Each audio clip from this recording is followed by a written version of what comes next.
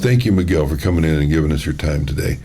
We're going to talk about Medicare, which is an incredibly complicated labyrinth for many people. And so you're going to simplify this for us, right? Yes, sir. Well, thank you for having us today, Dr. Strong. Glad to be here. I'm very excited. So Medicare, there's two parts to Medicare, right? There's Medicare Part A and Part B. It's for people that are 65 and older, or people that have been receiving disability benefits for 2 years or longer. Oh, wait just a second. I thought there were 4 parts, A, B, C, and D. Well, original Medicare is just Part A and Part B. Okay. Yeah. So Part A will be for hospital coverage. Okay. As long as you have contributed 40 credits to Social Security, then your premium's already paid for. Okay. Now, it does have a deductible. So if you are admitted to the hospital, you do have a deductible of $1,556. That's it? Yeah, that's it. No matter if it's heart surgery or... That's just to be admitted. To be admitted, okay. Right. Depending on the procedures or tests, exams that they do on you, you will be responsible for 20%. Medicare covers 80%. Wow. Right. And that would be Medicare Part A. Right. Now, Part B, that's going to be for your primary doctors and your specialist. Now, it does have a premium of $170 monthly, and it does have a deductible of $233 yearly. Okay. And same thing, Medicare will cover 80% and hold the member responsible for the remaining 20%. Okay. And this is what's known as original Medicare, right? Okay. Now, they do require you to at least get a prescription drug plan, which is known as Medicare Part D. That one does have a... No, wait. Everybody has to get that? Yes, Okay. yes. So it's a requirement. When you turn 65? Right. When you turn 65. If for whatever reason you don't pick up a prescription drug plan, you will be penalized 1% of the average premium. So that would be added on top of your Medicare premium that you have. So basically each month that you don't have your Part D, you'll be added an extra 1%. Okay. Right. Now, let's talk that one specifically, because that's relatively new, the Part D for drugs, right? Right, just for prescriptions. How much does that actually save people in your experience? We're going to talk about what service you provide for folks. But how much does that save on a general prescription? Like if I have to get a prescription of penicillin. Well, usually they'll have tiers, which is like Tier 1, Tier 2, Tier 3, and Tier 4. So depending what medications land on Tier 1, it'll be at a set price or co-insurance, right? Whatever lands on a Tier 2 will have a different set of price, and it's a different set of prescription drugs as well. And the same thing for Tier 3 and Tier 4. So at the top of my head, I wouldn't be able to tell you what the price would be. It depends on the tier. It depends on the tier. And what depends on what tier you're in? How do you know where you end up? Each company places their prescriptions in different tiers, so that's where we come in handy, and we help you help you find the prescription drug plan that best fits your prescription. So, there might be some cases where you get a prescription drug plan where the insulin might be $8, or you might get another prescription drug plan where the insulin might be $40. So it just depends, what the members' needs are. But this is exactly why people get so frustrated, because they don't know all the conditions, and it's as complicated as the tax code itself. Correct. So tell me about your company and how your company helps people negotiate this incredible bureaucracy of choices. Well, we're independent insurance agents, so we're actually contracted and certified to offer products from the carriers here in the Valley, not just one carrier, but multiple carriers, whether it be Humana, Aetna, Blue Cross Blue Shield, United Healthcare, Cigna. So that's where an independent insurance agent comes in handy, because we can offer you different products from different carriers. Okay. So you're like that page on the internet where I can go and I can apply for a loan and I can get multiple banks competing for my business. Right. You can do that. Correct. You can say the best choice for you will be this company. This is the way you need to go. Correct. Okay. So we'll input your information, your prescriptions, and then we'll get the drugs plans in order, and it'll give us the price, the cheapest one on top, and then it'll go in order. And but the cheapest isn't always better, right? Right. I mean, long term, you could say, well, I get the cheapest, but then when you actually have health issues, the more expensive premium may be ultimately better for you. Well, yeah, Possibly. Possibly. Well, that's why we have the annual open enrollment, and that's when we get to review what the plans are for next year. So you can change every year? Every year, right. And do you tell people, do you say, listen, you need to come in and talk to us because we have a better option for you this coming year? Yes, we do. So from October 15th to December 7th, that's when the open enrollment is, and that's when we can show the members what's available for next year. Sometimes their benefits change, so what you get this year might not be exactly what you get for next year. What are some of the major misconceptions people have when they come in to talk to you? What do you find over and over again that people tend to misunderstand? Where you have to say, what you need to know is this. What are the myths that are out there? Myths that are out there. You know, for instance, I imagine there's people who come into you and they say, well, you know, my sister-in-law has this plan, and it's really great, and it's inexpensive and all that, but then the sister-in-law's plan is not fit for them. Right. That their profile doesn't match up. Right. So in some cases, I have run into. I get a member who tells me, "Hey, my sister-in-law told me about this plan. It's really great. I'm interested in it." Okay. Well, first thing we got to do is make sure your doctors take it. So sometimes when we ask these questions, who is your primary doctor? Who's your specialist? Do you have any sort of home health agency that comes to your home? You know, we got to make sure that the doctors and the specialists are in network. If for whatever reason they're not in network, that's where I let the member know, hey, look, we can put you on this plan, but it might not cover your primary doctor or your specialist. At that point, do you want to switch your primary doctor or your specialist? If the answer is no, then this is not a good fit for you. Yeah, how attached are people to their primary doctors? Oh, very attached. You know, we have some members that have been seeing their primary doctor since they were, teenagers. You know, so long time, yeah. So it becomes very difficult for them to just want to leave that primary doctor that they have a good relationship with. Yeah. You know, my mother lived to be 102, and she outlived her doctors. A lot of it. He had to change doctors twice because her primary doctor died before she did. It happens. Yeah, it does happen, yes, especially if you have good health. And of course, she had great health insurance and Medicare, that's one that a lot of people misunderstood. What's the difference between Medicare and Medicaid?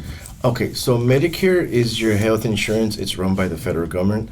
Like I said, it's for anybody that's 65 and older, and for people that have been receiving disability benefits for 2 years or longer.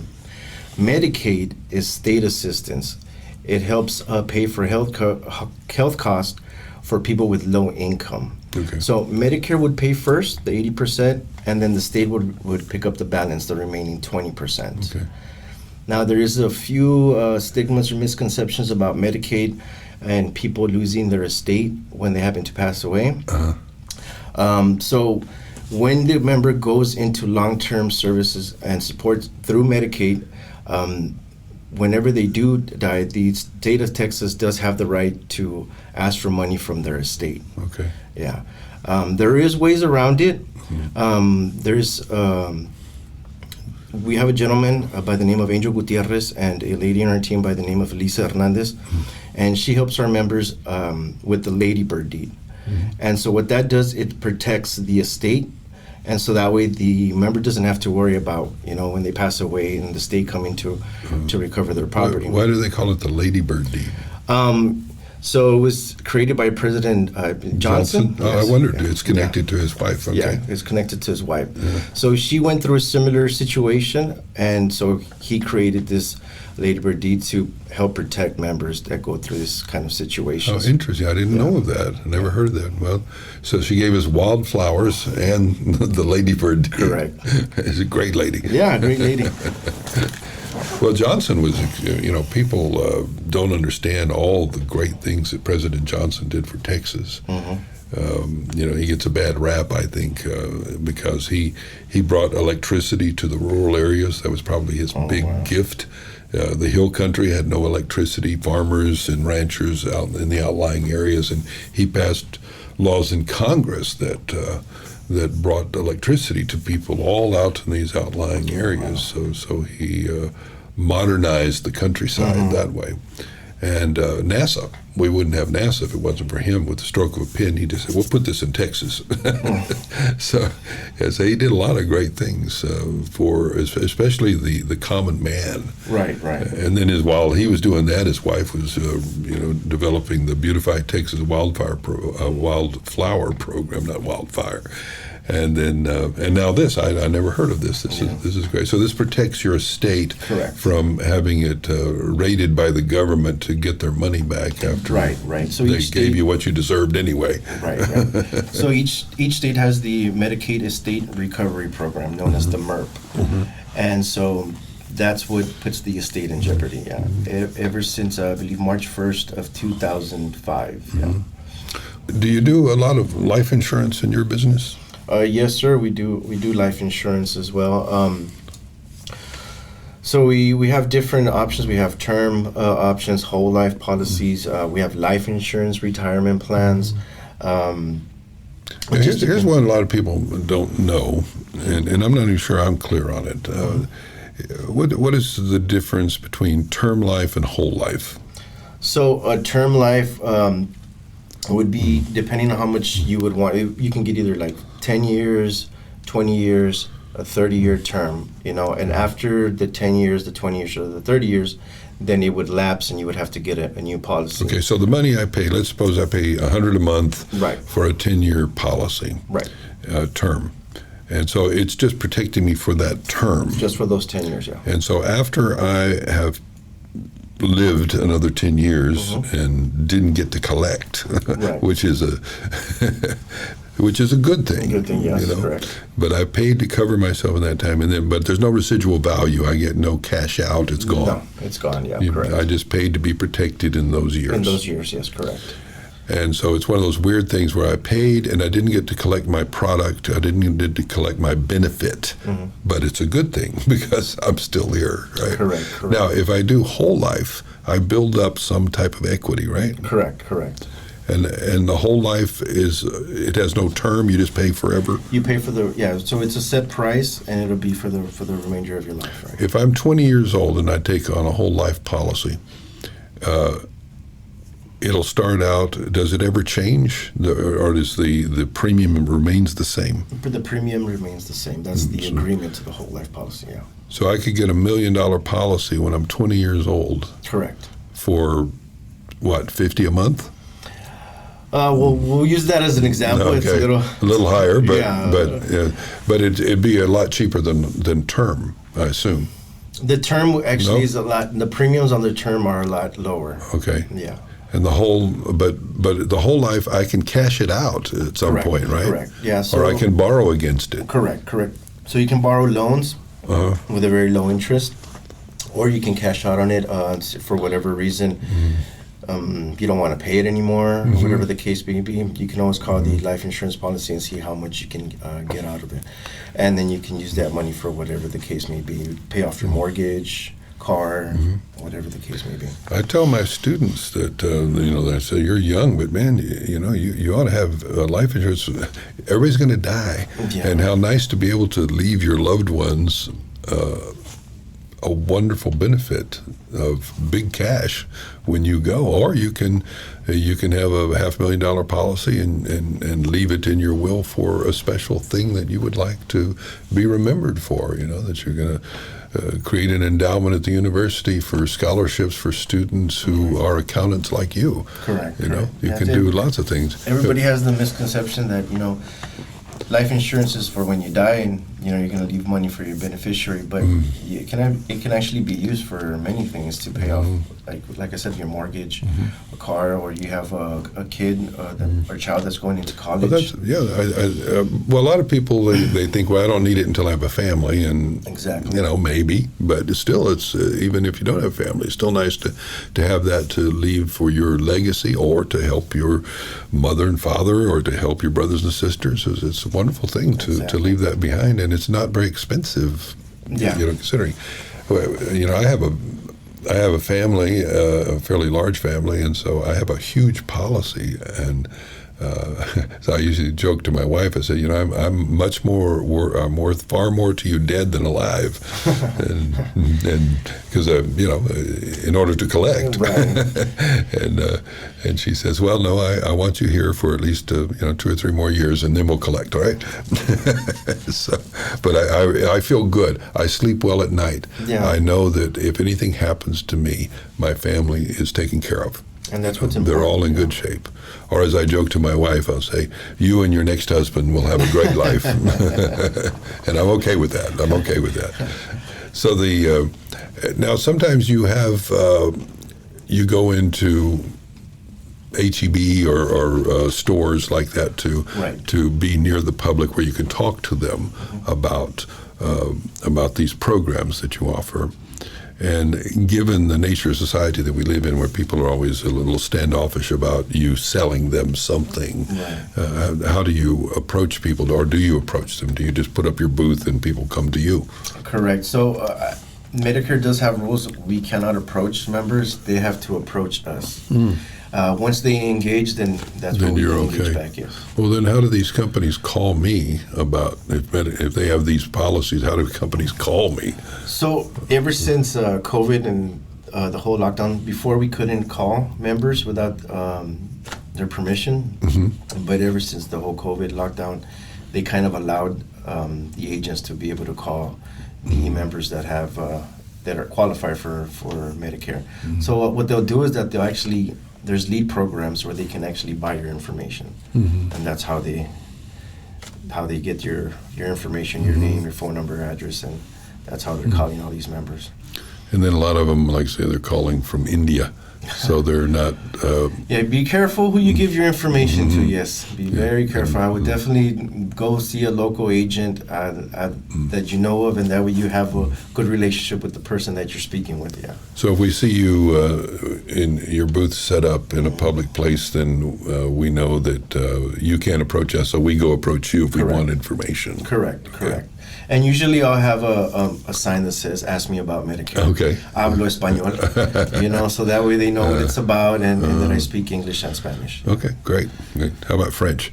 No, not French. Yet. Not yet. I'm working on it. All right, good. Well, Miguel, you grew up here in Brownsville, right? Correct, born and raised. What part of the town did you grow up in? I grew up in the southern part of Brownsville, southmost area. In southmost? Yeah. How has that changed in your lifetime?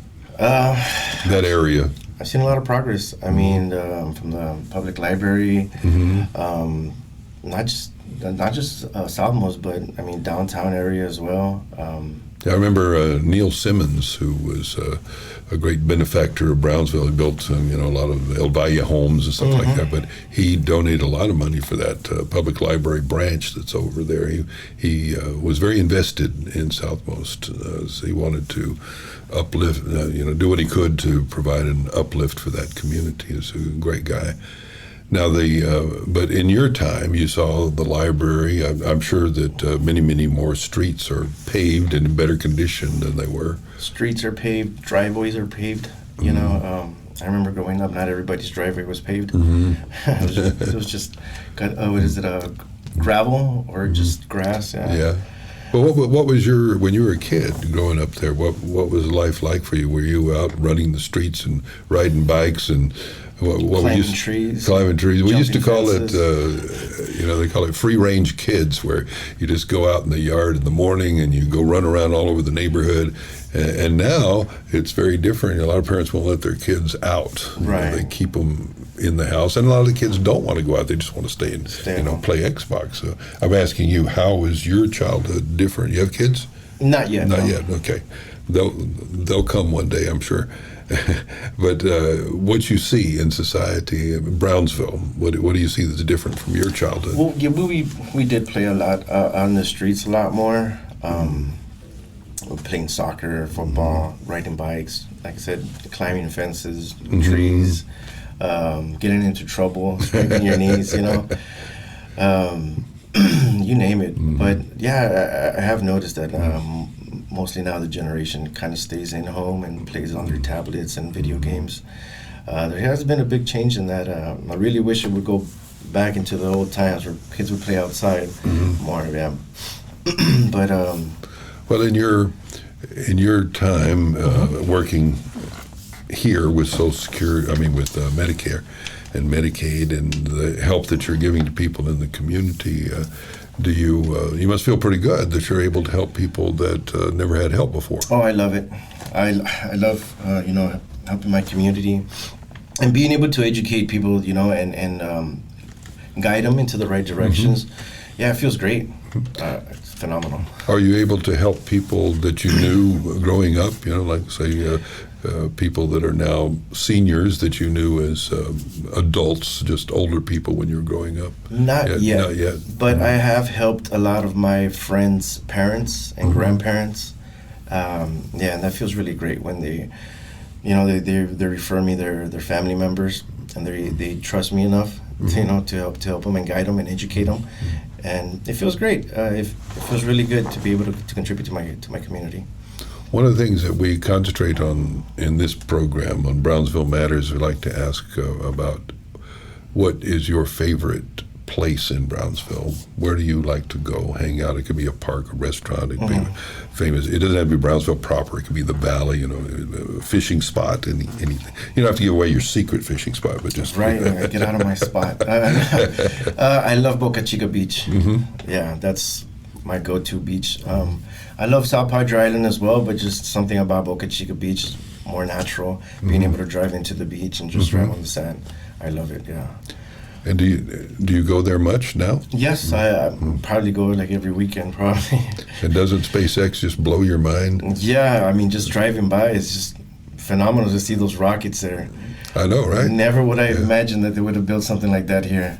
When I was much younger, in my 30s, I would ride my motorcycle out there to Boca Chica and in those flats, and it just blows my mind that out of that monte, we have these 40-story rockets, and like you say, never in my mind did I ever guess that we would have something like that. Yeah, very grateful. And I tell you, the thing that I like is the idea that here at this kind of, at least in a international sense, this remote area, that this may be the place from which humanity launches itself to another planet. Right. Yeah. Isn't that incredible? I could just imagine it when I'm retired, hearing my grandchildren going, "I'm going to go to Mars." Unbelievable. It is unbelievable. Unbelievable. Now, with when we consider, that growth that's happened out there, the population in Brownsville is probably doubled, I would guess, since you were a kid. Oh, yes, definitely. And then we have lots of winter Texans. We have a lot of people that are in that demographic that you help. Do you help only the people that are of a retirement age, or do you help people younger than that?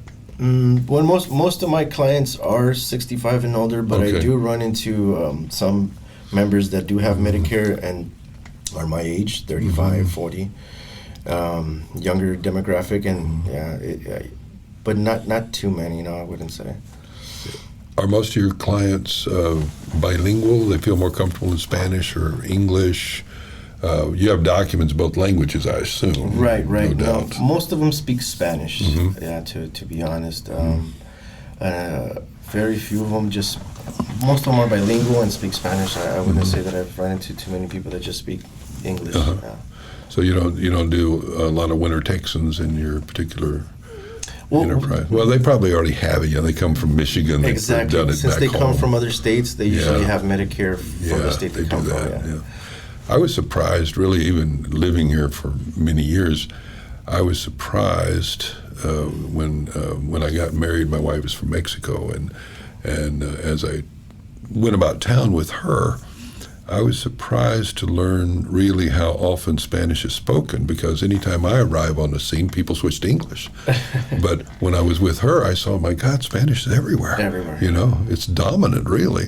And people switch to English out of politeness for me. They say, well, let's help out the Puerto Gringo and let him know what's going on.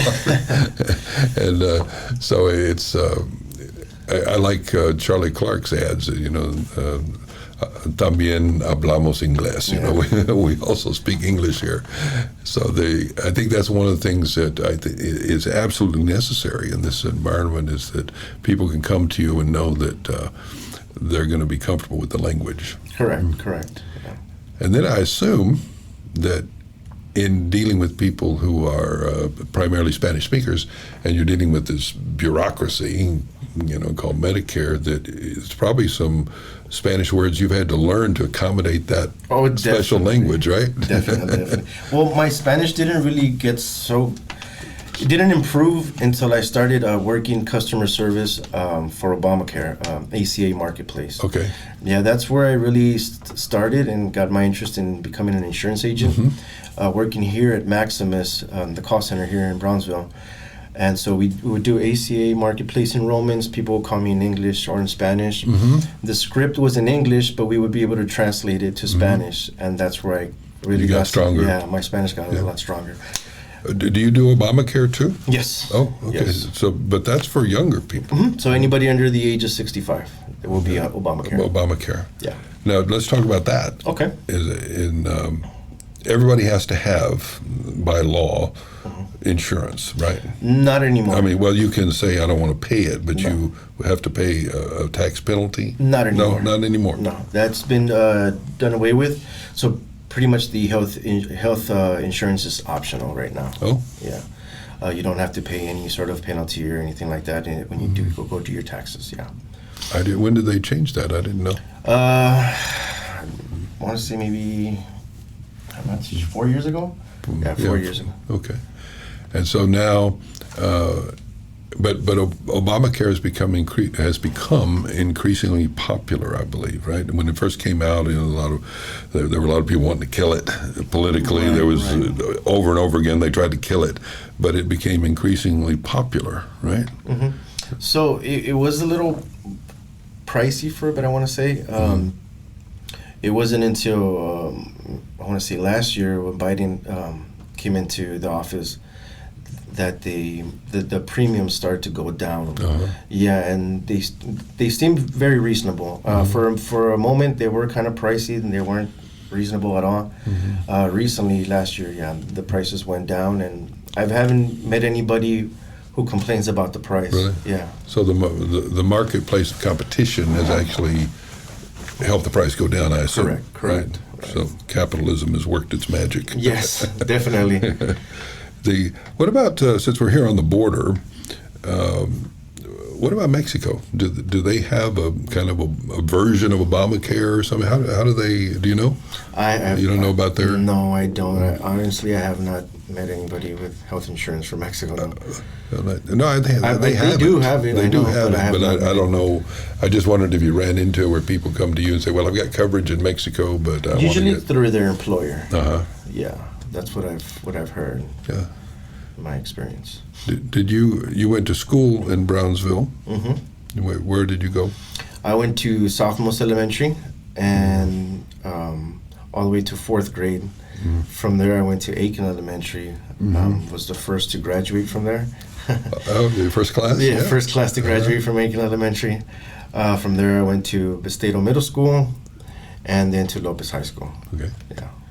And then, did you do any college? Did you go to college? I went to TSTC for a few semesters, but once I got my job at with the Obamacare,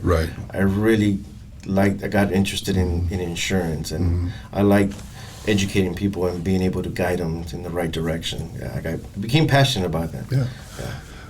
I was thinking as we were talking about the need for bilingualism in what you do. Years ago, I worked in pharmaceuticals. I sold drugs legally. And I was in Arizona at the time, and I remember a doctor showed me a book, a doctor who worked in southern Arizona among the Hispanic population. He was an Anglo doctor, but he showed me a book he had called Donde no hay doctor aquí. And it was a book of medical vocabulary about symptoms and diseases that were common words, common Spanish words used by, Hispanic peoples. And he said it was a very important document because the kind of medical terms that he knew didn't translate.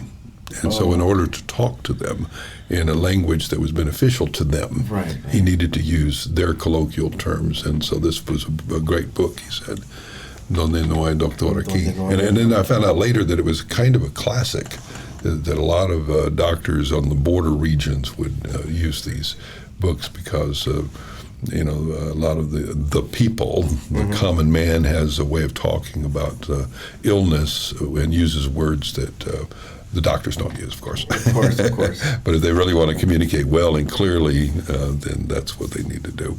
So I assume you run into that as you translate the bureaucratic language to the common man. You probably have some words you've learned. Right, yeah. in both directions. No, definitely. So if people, if people want to reach you, how do they reach you? If they want to call you up and say, Miguel, I need your help. So my telephone number is 956-640-7231. We do have a Brownsville office, and we have an office in McAllen. Okay. So in Brownsville, it would be 302 Kings Highway, 7521, Brownsville, Texas. What is that close to? What is across from you? A landmark. Christie's Cake Shop. Oh, Christie's. Yes. Yeah. Yeah, that's my wife's aunt. Oh, really? Yeah. Everybody's very familiar with Christie's Cake Shop. Yeah, yes. I'm too familiar, you see. So right across the street from Christie's Cake Shop, you'll see our office there, Pettis Financial, and you'll see the Medicare flags and the Medicare insurance company logos as well. Well, I can't miss it. I absolutely see how in your world people need your guidance. It is not something that you can just read up on and get. No. I mean, I'm a professor, and I retired. And, I still work, but when I reached that point where I had to have Medicare, I was lost. And I got the booklet, and I read it, and I said, I don't know what this is telling me. I don't understand. So I went over to the personnel office, and they just said, given your profile, you need to do this. Sign here. And so I just put my trust in them, as I'm sure people put trust in you to guide them properly. So I'm glad you're here, and I'm glad you have this option provided locally. And it's really important that people be able to come in and sit and talk to someone directly. Yeah. Especially near the end of the year when the open enrollment comes, they are going to be receiving a lot of phone calls from agents from other cities, other states, and trying to offer them other benefits. I would say be very careful what you say, because I've had members call me up before and tell me, somebody switched me without my consent. I didn't say yes to anything, and before you know it, they're enrolled. But there's ways around it. We can help them. On my way here, on my drive from Los Fresnos to the studio, I got a call from India wanting to talk to me about Medicare and my options. Wow. And I said, well, and then I had trouble getting in to say I'm covered, I'm fine, because that's their thing. They just keep talking and say, we've got a good deal for you. You're missing out on X. We reviewed your situation, and I'm wondering, how do they know my situation? It's just propaganda. I know. It's just propaganda. So I just hung up on them, but people have to face that all the time. I even get them, and I'm 35 years old. I don't even qualify for Medicare yet, and I'm getting these phone calls. Yeah, and then of course, have you renewed your car's warranty yet? Exactly. Oh, that one never fails. I saw a meme that had the rover on Mars that ran into a sign that said, have you renewed your warranty? What would you like to see? Let's just switch gears a little bit, just talk about Brownsville a little bit, since you've lived here all your life. What would you like to see in Brownsville that we don't have? Well, you say this would be cool. It could be a program. It could be a business. It could be 4 more Chick-fil-A's. It could be anything that you'd like to see to make us a more interesting community. I think Brownsville's been needing some sort of venue for a while now, so we can have some sort of entertainers come by, and I think it would. I think the city of Brownsville would benefit a lot from that. Something like the Bird Ogden Arena in Edinburgh here. Yes, correct. Yeah, we just had a vote on that, and they were going to put it up there on Highway 100 at the intersection of the Expressway and Highway 100, and failed by just a little bit, Yeah. by this little bit. But if we had that, then we could have more of what larger cities have, right? Exactly. We could have a semi-pro football team or some sort of extreme George football. Strait, maybe? George Strait, we could have that, yeah. And so we could have concerts locally instead of having to always drive over, to Edinburgh. I think so. I think I think Brownsville will benefit a lot, and not only that, but the local businesses would benefit as well. Yeah. What do you enjoy that we have? What do you think? It's really cool that we have this, or that visitors coming to the community are unaware that this exists. For instance, one simple one I have, of course, I'm at the university, but I hear all the time when people come to visit us, and they come to visit the university, and they come from other universities, they say, "My God, I had no idea that you had such a jewel here." And they usually remark about how beautiful it is, the architecture, right, and the grounds and everything, the resakas, and it includes TSC. They kind of see it together.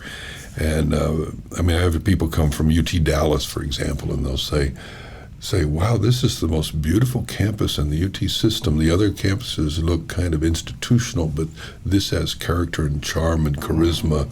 And so it's nice that we have that little jewel there. And I've even had people in the community say, I drove by there last week, first time I've been there in years. I had no idea that it's so incredible. Yeah. There's so much cool things, so many beautiful buildings going up over there. So that's a nice thing. But anyway, for you, what do you find is special? What I find special, what I've already brought it up before, was Boca Chica Beach, and the SpaceX. But we also have, I think, bird watching that we have here. Yeah. We have incredible exotic birds that not a lot of people do have in their areas. The wild parrots flying around. That's rare. That's unusual. Every morning when I go riding my bicycle, I get to see these birds, and it's like, wow. Sometimes I'll just stop and let me take a picture really quick. Yeah. I know that there's some. I've seen it myself.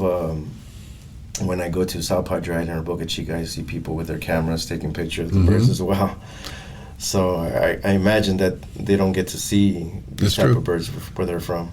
Yeah, it's really kind of surprising that I've seen it around the university, particularly people with the telephoto lens, and they're out there taking pictures of. And it's kind of like telling us the treasure we have locally that we're unaware of. Yeah, Other people travel thousands of miles to see what you see every day when you go on your bike ride or your run or whatever. So we need to appreciate the treasures that are right here. The other element that I think is special about Brownsville, for me at least, is the zoo. Oh yes, definitely. Most cities our size don't have a zoo at all. A wonderful zoo like that, and it's a great option to be able to go. I particularly like to go in the cooler months, and October and February. I like to go when it's. I don't like to go in the middle of summer. But I'm unusual there. I mean, I see people going in droves over there in the summertime, and that's good. I'm glad they need the ticket sales. But for me, I like to go late in the evening on a crisp fall afternoon. It's beautiful, beautiful. So there's a lot of these options in our parks that are. In the surrounding area. Well. Oh, another thing that's because of SpaceX, another element when you talk about people from elsewhere coming in is SpaceX. You drive down that road and my God, you see all these people from, obviously from far away. You'll see the T-shirt that says England or Holland, and they got the telephoto lens, and they're taking. SpaceX needs to build a visitor center. Because you just got all these people out on the highway endangering everybody. Yes. No, it has brought a lot of tourism, and I'm grateful for it. I appreciate the diversity that it's bringing. Yeah, and business opportunities, little businesses that are building out around that. So there's a lot that's good. And then I'm glad you're here and offering your service to an aging population in the region who need your help and guidance in retiring well. It's an honor. It's definitely an honor. Thank you for coming in and talking. Thank you for having us, Dr. Strong. Enjoyed it.